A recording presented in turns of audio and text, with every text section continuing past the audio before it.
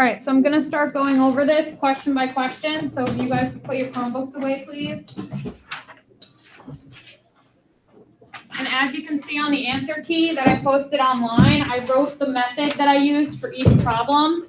So if you're confused, you need to take out that yellow factoring chart that states all your steps for each method, or you can go back in your notes.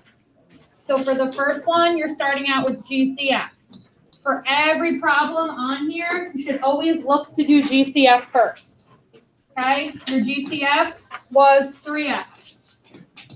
Left over, you had x squared, y squared, minus 49. This is actually the same exact question that was on the classwork that we just did. I think it was number 10 or 11. From there, you're doing dots. Okay. On your Post-it note, you have x squared, y squared, and 49. It's two terms, and it's being subtracted. So when you do dots on that, xy, plus and minus, and the square root of 49 is 7. And you have to remember to bring down that GCF of 3x. Questions on number 1? Okay. Number 2, I'm looking to do GCF. There is no GCF between 2x squared, 5x, and 2 other than 1. So I don't use GCF on this one. So I'm going to do sum and product. The sum is -5 and the product is 4. You're finding a pair of numbers that multiplies to +4 and adds to -5. You're doing that in your calculator, okay? So your pair is -4 and -1. Then you're replacing the numbers in front of the x with that pair.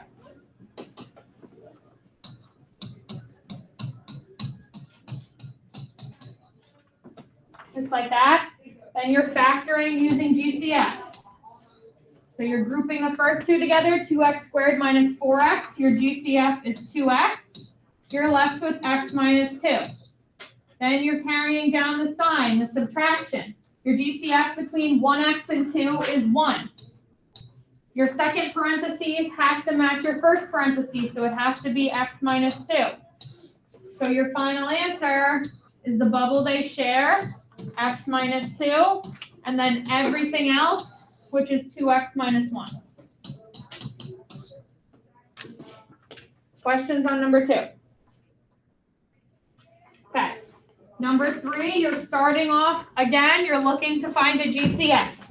The GCF between 2x squared and 50 is 2.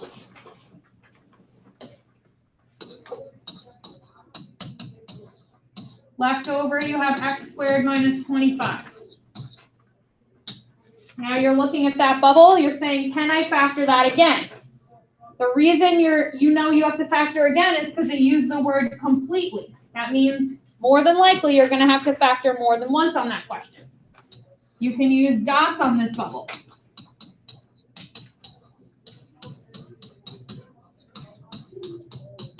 When you factor using dots, you get x plus 5, x minus 5. Most likely tomorrow on the test, if it says factor completely, this will be an answer choice, and this will be an answer choice. So you want to make sure that you're looking at this and saying, can I factor this again? Because this is right, it's just not factored completely. So you want to make sure, can I factor it again? Yes, I can. Here's my final answer rather than just 2 times x squared minus 25. Number 4, you're starting off with GCF, always.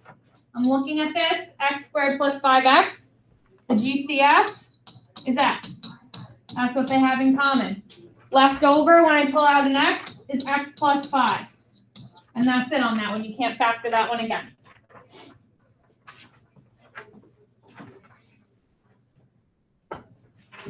Number 5, starting off looking for a GCF. I see a GCF of 3.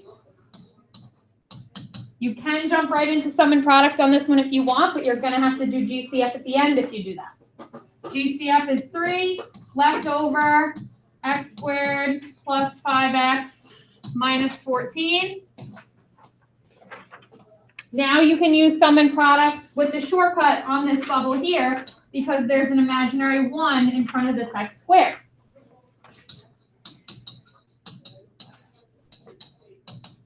The sum is 5. The product is -14. You're finding that pair that multiplies to -14 and adds to 5. Your pair is 7 and -2.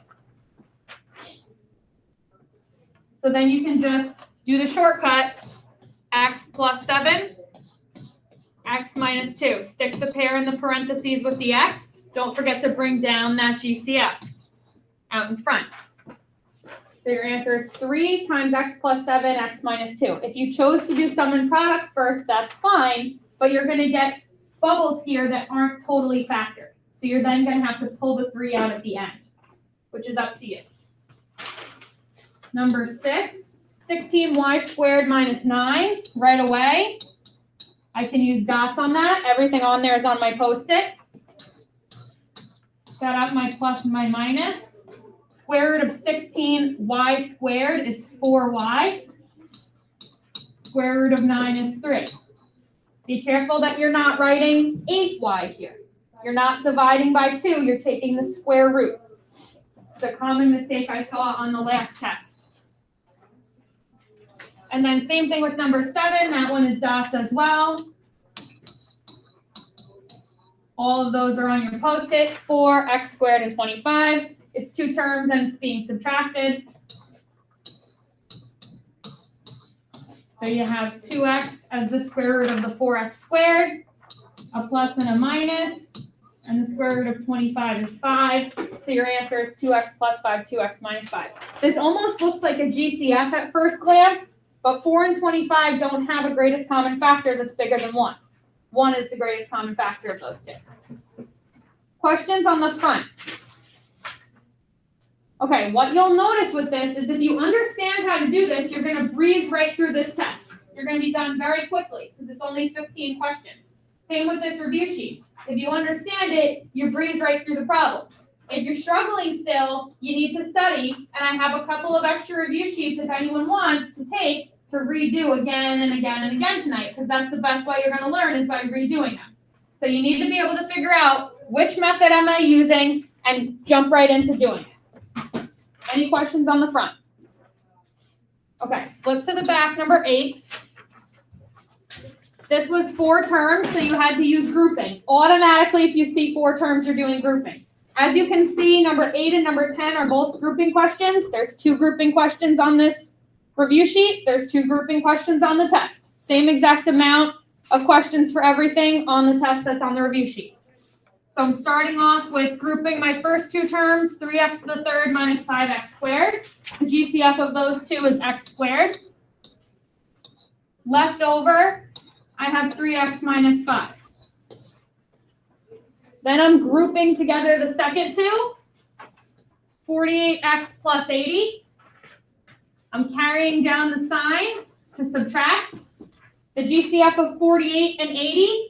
Just to remind you on your calculator how to do GCF in case you forgot. If you forgot, you might want to write this down. You're going to press math, right arrow, 9, and that's GCF. And the numbers that we're trying to find the GCF of are 48 and 80.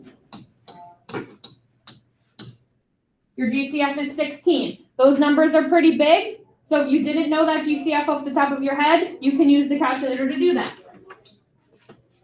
So 16 comes on the outside of the parentheses. My first pair of parentheses and second pair have to match. So it's 3x minus 5 as well. And then my final answer, the bubble they share. And then everything else.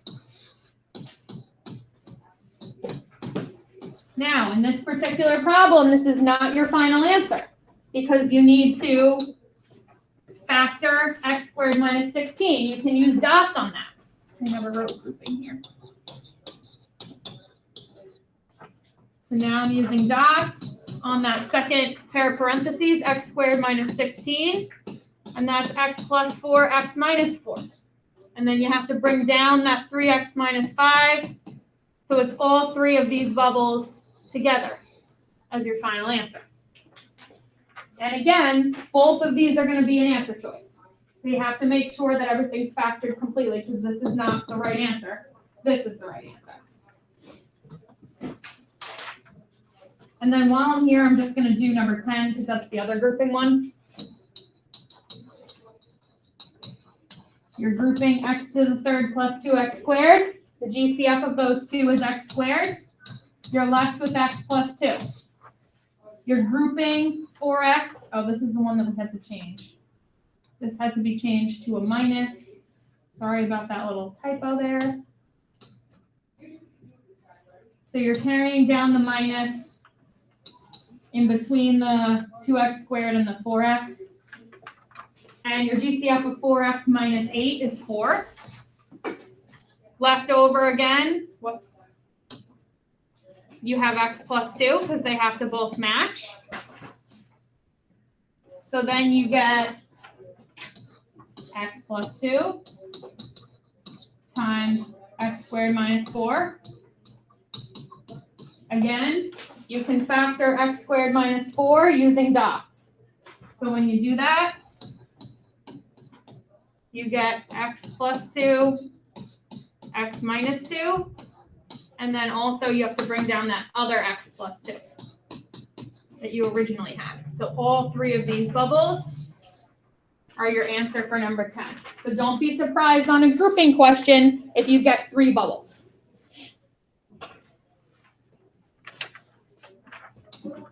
Number 9, I'm going to do number 9 first using sum and product. Just in case you guys did it that way. This is technically you would want to do GCF first, but if you use sum and product first, I just want to show you what you have to do at the end. So your sum is -3, your product is -54, and then you have to find the pair of numbers that multiplies to -54 and adds to -3, which is -9 and 6. So once you have that, you're rewriting your problem.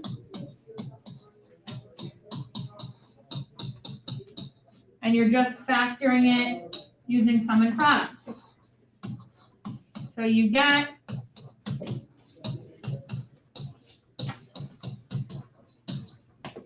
(3x) as your GCF of the first two, times x minus 3, carry down the plus. 6 is your GCF of 6x and 18. And then again, you're left with x minus 3 because those bubbles have to match. So then you get x minus 3 and 3x plus 6. Now, this answer is right, but it's not factored completely because this bubble, you can take out a 3 as a GCF. So if you wanted to use sum and product first instead of GCF, you can. If you use GCF first, you end up being able to do the shortcut because there's now a 1 in front of your x squared. If you do it this way, it's not wrong. You just have to remember to take the 3 out of this bubble. So this now becomes 3 times x plus 2 because I pulled that out as a GCF. And then I bring down the x minus 3 bubble. So this is my answer. I would have gotten this same answer if I did it GCF first, then sum and product. So it's really up to you. But I always do GCF first. Because with a dots problem, like for number 12, for example, you can't do dots first here because this is not dots. 2 and 18 aren't perfect squares. You have to do GCF first. So as a rule of thumb, it's nice to just remember, Brenna, head up, please. It's nice to just remember, always start with GCF. For number 11, you're doing sum and product. Sum is -16, product is 48. So you have to find a pair of numbers that multiplies to 48 and adds to -16, which was -12 and -4. This is a shortcut one because you have a 1 in front of the x squared. So you just stick those numbers right in the parentheses with the x, and you get x minus 12 times x minus 4. Questions so far up to number 11? Okay. Number 12. GCF is where I'm starting. Always try to start with GCF. The GCF here is 2. I'm left with x squared minus 9 when I pull out the 2. From there, I can use dots on the x squared minus 9, which factors to x plus 3 and x minus 3.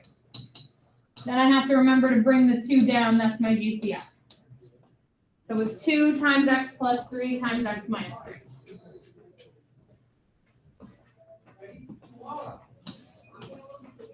Number 13, sum and product. No GCF there.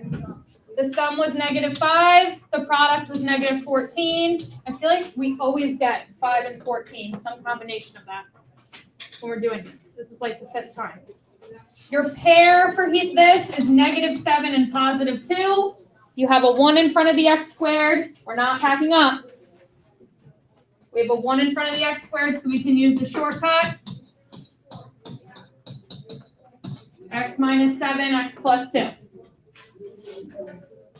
Number 14, GCF was 3xy.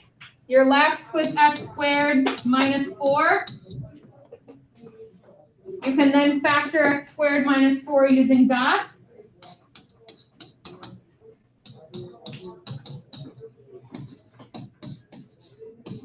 Which is then x plus 2, x minus 2. And then finally 15, start out with GCF. It's 2. Pull it out. You have a squared plus a minus 42. You have to just be careful with this one because it's a's, not x's, but your test is multiple choice, so you don't really have to worry about that. Then you're using sum and product. Your sum is 1. Product is -42. Your pair is -6 and 7. You can use the shortcut, so it's a minus 6 and a plus 7, all with a 2 out in front as your GCF.